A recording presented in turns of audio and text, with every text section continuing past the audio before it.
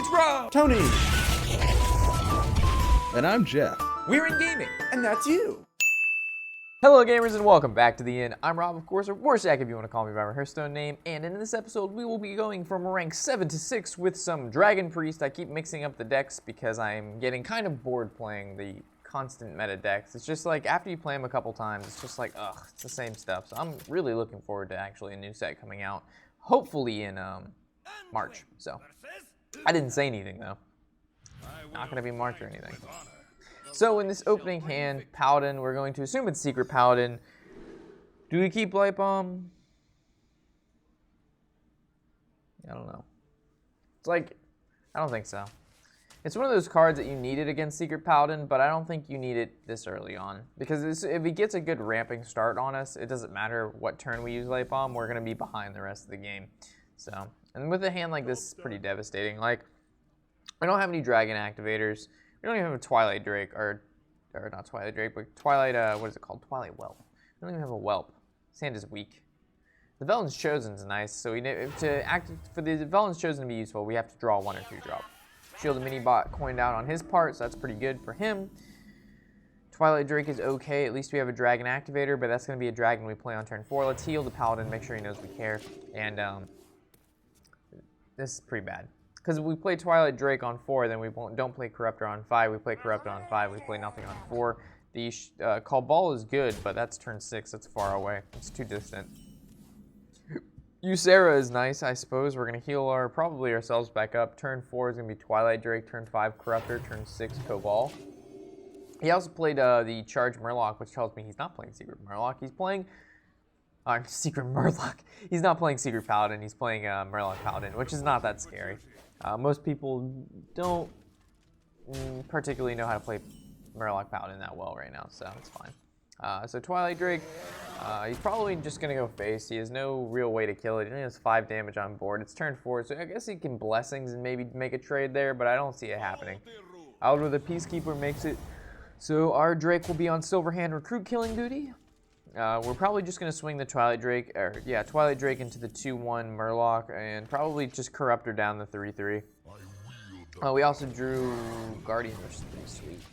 So this hand is actually panning out now. I mean, the beginning of the game, the hand is really slow. Most of the time, though, this deck has a pretty decent starting hand, whether it be the Northshire Cleric, or the Agent, or the Shrink Master or Twilight Whelp.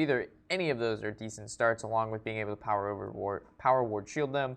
But even though we started off slow, the field looks fine right now. We have another Corruptor, we have a Taunt, we can take his stuff.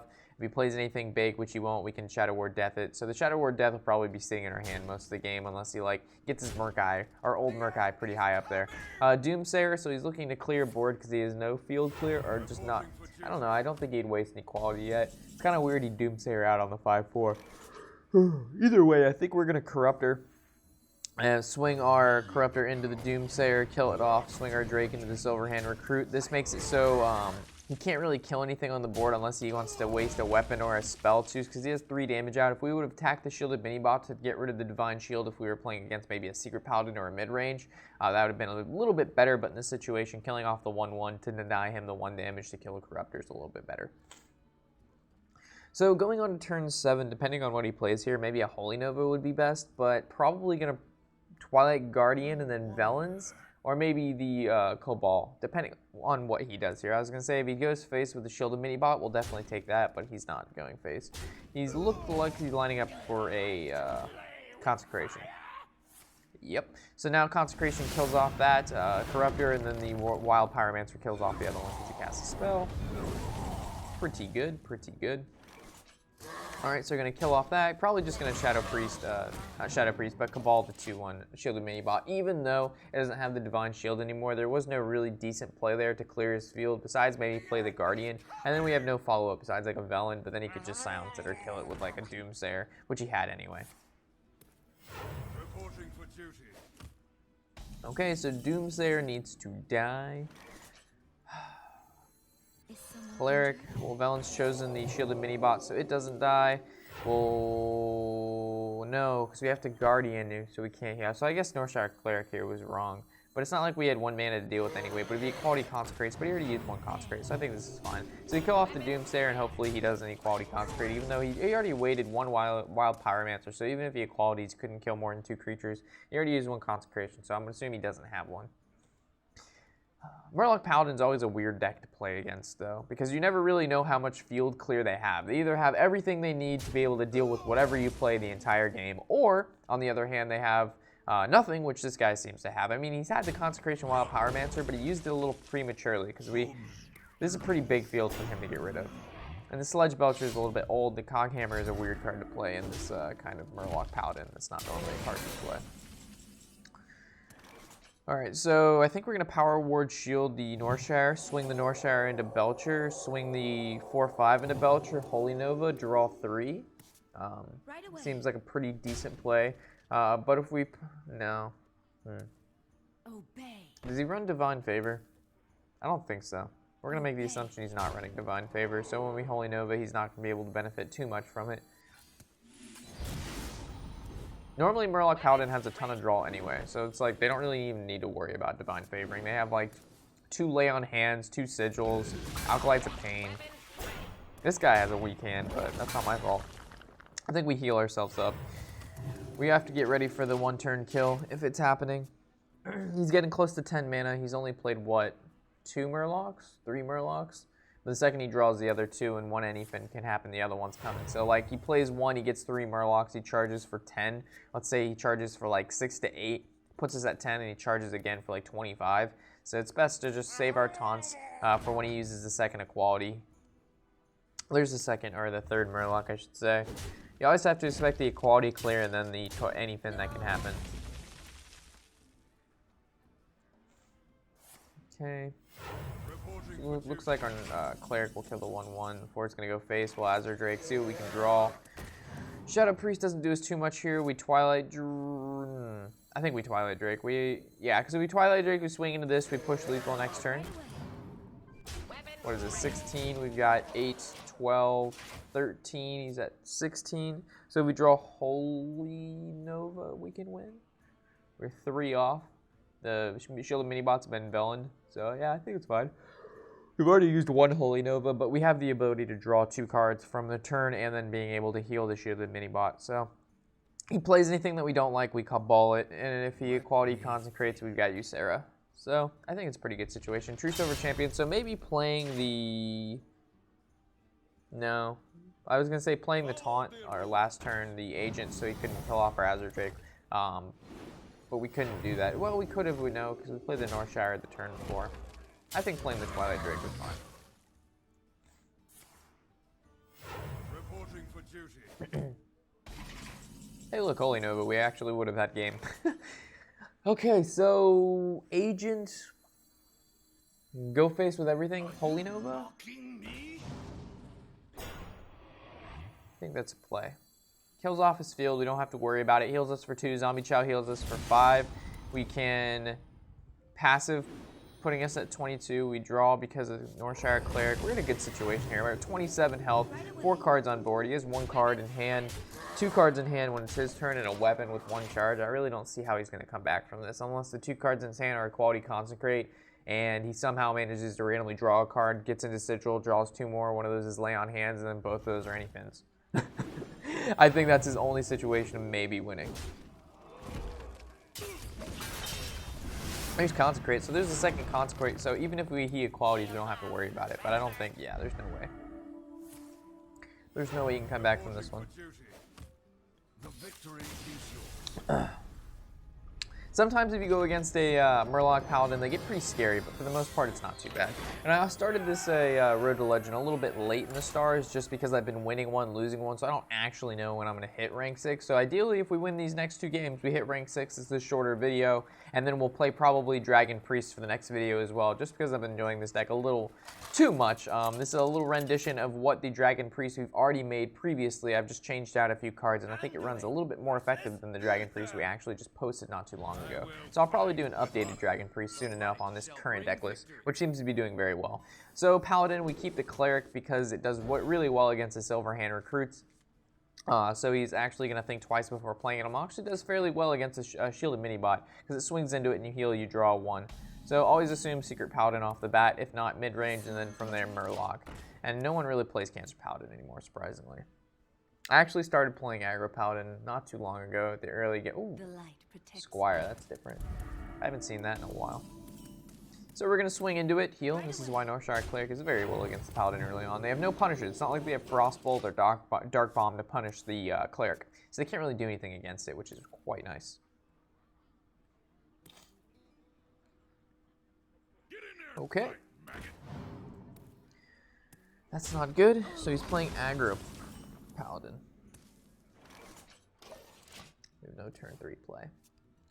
So turn 4 is looking like Twilight Drake. Turn 5 Corruptor. Hopefully turn 6 we can draw into Shadow Priest or Cabal. So Twilight Drake. We're gonna take at least 5 more damage next turn, putting us at 20. Turn 4 for him. So it's gonna be Blessings. So I'm assuming we're gonna be at like 16, 15 or 16. If he has Blessings. I don't know why he wouldn't. He also runs Divine Favor, so we're actually gonna watch out how big our hand gets. So we play Northshire, we're not gonna draw as much as we can. We're actually going to draw draw less than we normally because of Divine Favor. True Silver Champion, so going face with that, so he's pushing 9 damage here, putting us at 16. You always can expect True Silver, Blessings the King, or the Keep of Uldaman against Aggro Paladin on 4. I don't even know if they play Keeper of Uldaman, to be honest. I haven't really seen Aggro Paladin in a long time, which is why this is surprising. So we're going to Corrupt her down the 3-1, swing our Drake into the 2-1. We're just going to basically control field and then be able to heal ourselves back up when we get some taunts in our hand. If you can't do all the face damage quickly. I don't think this game is going to go well, though. We're already at half health. Wow, he didn't go face with this? Okay, that was really dumb of him.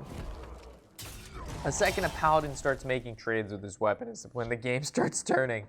Like, even though we were pushing 9 damage, he could have done 6, putting us at 10. And that's actually really scary, because then we spend most of our time clearing creatures instead of going face. So him losing health really doesn't matter that much. So we're going to steal off his 2-1, swing the 2-1 into his 1-1, swing face for 4.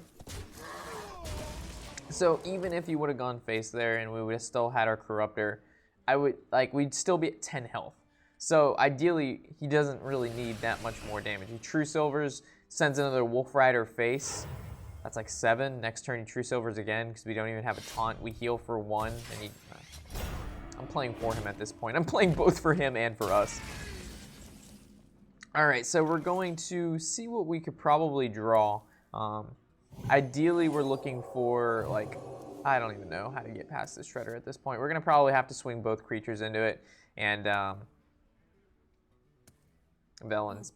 And then power ward our guys back up so they don't die to the Cog Hammer, because keeping these guys on the board is pretty important. So ideally, nothing good comes out of Shredder. A 2-2, he doesn't play Secrets, not a big deal. I guess it's better than a 3-2. So it's develop a new card on board, heal our minion, or heal ourselves, or just develop the creature, heal ourselves. I think develop creature, heal ourselves is good. Or develop creature and heal ourselves.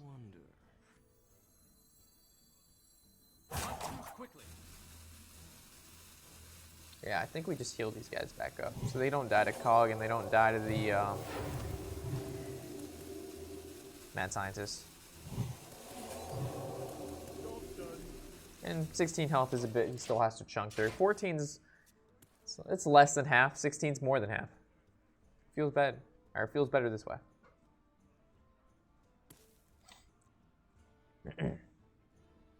All right, so Iron Beak's pretty bad, so he's going to swing his Mad Scientist into his 4-1, unless he runs Consecrate. So he's actually going to take 4. So he's actually at lower health than me.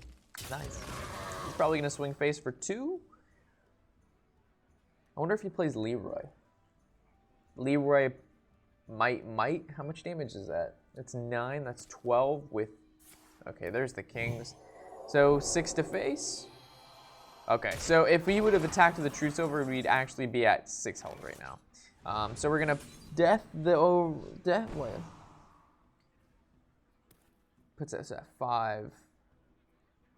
Yeah. So we're gonna death the Mad Scientist, and then we're gonna swing face and then Holy Nova, and this actually heals us up, puts us at 12. So he actually has to do 10 more damage with 3 cards and also push lethal next turn. So if he doesn't kill us here, if he doesn't kill us this turn, he has to deal with the